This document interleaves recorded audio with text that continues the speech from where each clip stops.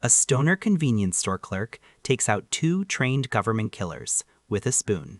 And that's just the first 5 minutes. What's up, everyone? Welcome back. Today we're breaking down American Ultra, a wild, funny, and surprisingly emotional action thriller about a guy named Mike who has absolutely no idea who he really is. Let's get into it. Mike seems like the most ordinary person alive. He works at a small convenience store in a quiet little town. He smokes too much. He has crippling anxiety that stops him from leaving the city limits, and he's completely, hopelessly in love with his girlfriend Phoebe. He's even secretly bought an engagement ring and planned a romantic trip to propose to her. The only problem? The moment they get to the airport, Mike has a massive panic attack in the bathroom, and they miss their flight entirely. Mike apologizes the whole way home. Phoebe tells him it's fine, that she loves him no matter what. But Mike genuinely can't understand why she sticks around. He's a mess, and he knows it. That same day, a stranger walks into his store, a woman named Victoria, and starts rattling off a string of bizarre code words directly at him. Mike has no idea what she's talking about. Victoria looks frustrated, then quietly apologizes and leaves. Mike doesn't react. But something in that code was meant to wake something up, and it almost worked. Cut to a CIA office. Victoria is a senior agent, head of a classified program called Wiseman, and she's just received a coded message with a very clear meaning: Mike is going to be eliminated within 24 hours. She's furious. Victoria is the one who built the Wiseman program, and Mike is its only surviving participant. She was the one who promised to protect him. Her rival, Agent Laffer, runs a competing program called Tough Guy. He's the one who issued the kill order. His reasoning? Mike tried to leave the city, and protocol says that can't happen. So now Mike is on the termination list. Victoria storms into Laffer's office. He shrugs. Protocol is protocol. She has no authority to stop it. So she does the only thing she can. She drives to Mike's town and personally activates him, reading him the activation code face to face. Later that night, Mike notices two shady men lurking around his car in the parking lot. He goes outside to confront them. One pulls a knife, and then something takes over. Mike's body moves on its own. His hands know exactly what to do. In seconds, using nothing but a spoon, he neutralizes both men. They're dead before he even understands what happened. Mike calls Phoebe in a panic. I think I just killed two people, one of them with a spoon. I don't know how. When the police show up and take them both in for questioning, Laffer gets the report. Two of his trained operatives taken out by a convenience store clerk with a spoon. He immediately knows Victoria activated Mike, and he decides to escalate. He locks down the entire town under the cover of a fake viral outbreak and sends his two most dangerous assets, Crane and Sam, directly to the police station. The power cuts out across the whole building. Then Crane opens fire on the police station. No warning, no hesitation. Total chaos. Officers scatter everywhere. Sam goes straight for Mike. He shoots the deputy guarding him and goes hand to hand with Mike in the holding area. Phoebe grabs Sam's weapon. He shoves her across the room. But Mike and Phoebe manage to lock Sam inside the cell and escape. Meanwhile, Crane tears through the station. Sheriff Watts and another deputy get pinned down. Just as Crane is about to finish them, she spots Mike and Phoebe running and throws a grenade at them. Mike catches it and hurls it back toward the station. The explosion rocks the building. Crane survives the blast. Mike walks up to her through the smoke and ends it in one hit. Mike and Phoebe try to flee in her car, but it explodes. Crane and Sam had already planted a bomb. Their last escape route is gone. They make it to their friend Rose's house, where they hide in the basement, which turns out to secretly be a disco club. Classic Rose. Meanwhile, Laffer has the whole town locked down with a fake outbreak story, and the local news is now running footage claiming Mike and Victoria are responsible for spreading the disease. Mike tries to explain what's really happening. Rose panics and pulls a gun on him. Mike disarms him instantly, apologizes, and hands the gun right back. Then Mike gets a dose of poisonous gas during another attack on the safe house. Rose, Quincy, and Big Harold don't make it. Phoebe gets Mike out and gives him the antidote.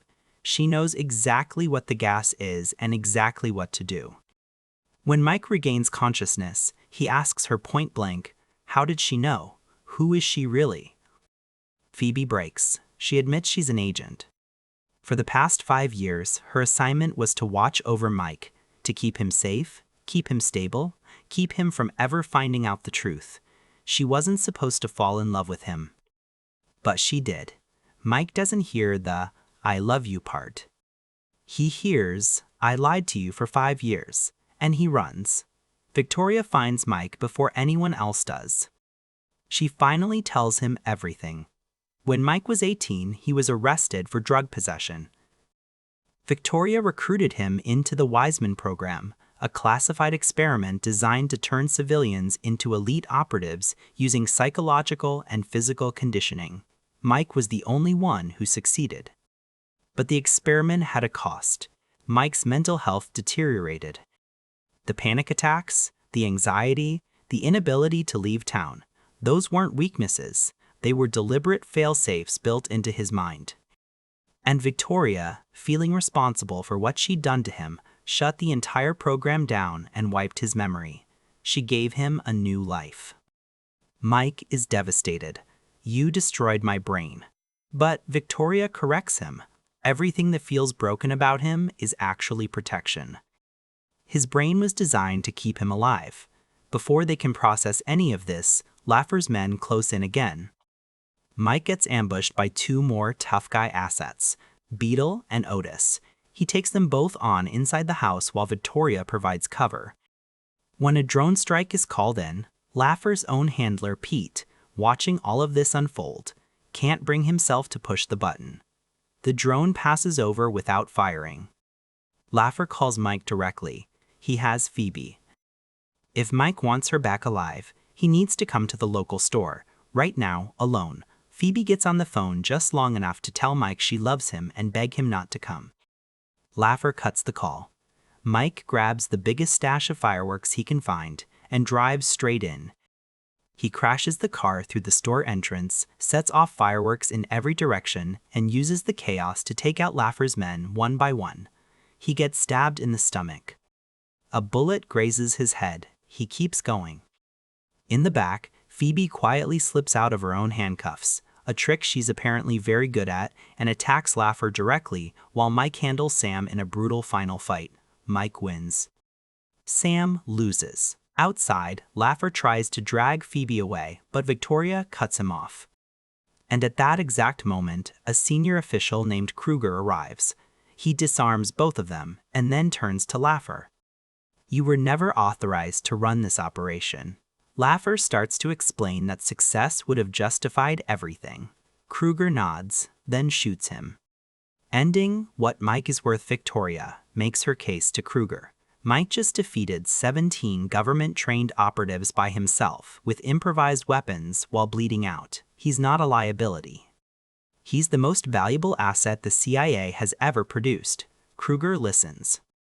Before all of that happens, though, in the middle of the chaos, surrounded by police with guns drawn outside the destroyed store, Mike gets down on one knee. He pulls out the ring. He asks Phoebe to marry him. She says yes immediately. They almost kiss before the taser hits. 6 months later, Mike and Phoebe are working together on a real CIA mission. And in a lift, a group of men grab Mike and drag him into a room, clearly expecting an easy target. Mike looks around the room, counts the exits, counts the men. And then he starts laughing, because these guys have no idea what they just walked into. Final thoughts. What makes American Ultra work is that underneath all the action and dark comedy, it's genuinely a love story. Mike and Phoebe are the heart of the film, 2 people who were put together as a lie and ended up becoming something real. Mike's anxiety and panic attacks, played for comedy at first, turn out to be the most tragic part of the story. He wasn't broken. He was tampered with, and the woman he loves knew the whole time. The fact that she stayed anyway is either the most romantic thing in the movie or the most complicated. Probably both. If you enjoyed this breakdown, hit like and subscribe for more full movie explanations every week. Drop a comment. Could Mike beat John Wick in a fight? Thanks for watching. See you in the next one.